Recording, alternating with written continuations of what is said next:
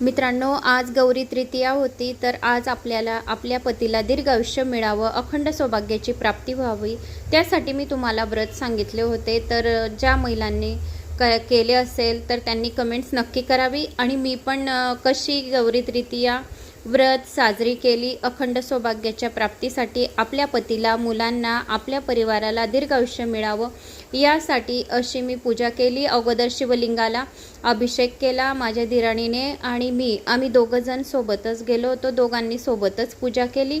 अगोदर शिवलिंगाला अभिषेक केला. लाल अष्टगंधक, तांदूळ, फूल, हार, गुलाबाचे फुलं, धूप, दीप, नैवेद्य असे घेऊन गेलेलो होतो. मग नंतर अशोक सुंदरी जवळ स्थान दुर्गा मातेचं आहे. तर इथे चुनरी, ओटी आणि गव्हाची ओटी, कुंकूची डबी अशी संपूर्ण ओटी भरली. 5 वेळा गव्हाचे दाणे टाकले ओटीमध्ये. तांदूळाचे पण टाकू शकतात तुम्ही. आपल्याला गहू असो की तांदूळ असो कोणतीही चालते. तर कारण गहू हे भगवान शंकरांना खूप अतिशय प्रिय आहे. तर गहू जर आपण टाकले माता पार्वतीच्या ओटीत तर भगवान शिव आपल्यावर खूप प्रसन्न होतात. त्यासाठी मी गव्हाचेच ओटीमध्ये टाकले आम्ही दोघांनी. तर त्यानंतर भगवान शंकरांना मनोमन प्रार्थना करायची आहे.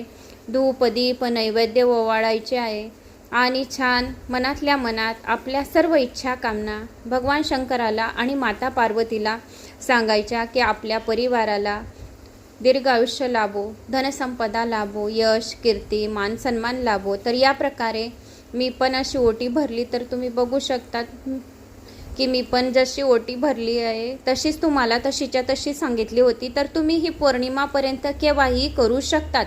अष्टमी, नवमी, केव्हाही तुम्ही पौर्णिमेच्या अगोदर अशी ओटी भरून घ्या, म्हणजे आपल्याला अखंड सौभाग्याची प्राप्ती होईल. जी कुंकूची डबी आहे ती तुम्हाला घरी घेऊन यायची आहे.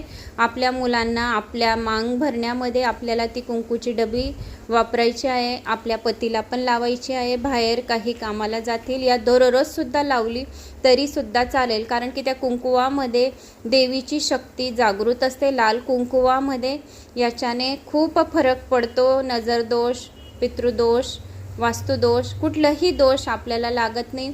एक नाडा घेतलेला आहे. तर हा नाडा आपल्या परिवाराच्या सर्वांना हातात बांधायचा. हा सुरक्षा कवच राहील. एक दुर्गा मातेचा आपल्यावर साक्षात आशीर्वाद राहील, महाकालेश्वराचा आशीर्वाद राहील. तर या प्रकारे तुम्हाला पूजा करायची आहे. तर मला आशा आहे की तुम्हाला माझी ही पूजा आवडली असेल. आवडल्यास लाईक, शेअर, सबस्क्राईब नक्की करा. जय माता.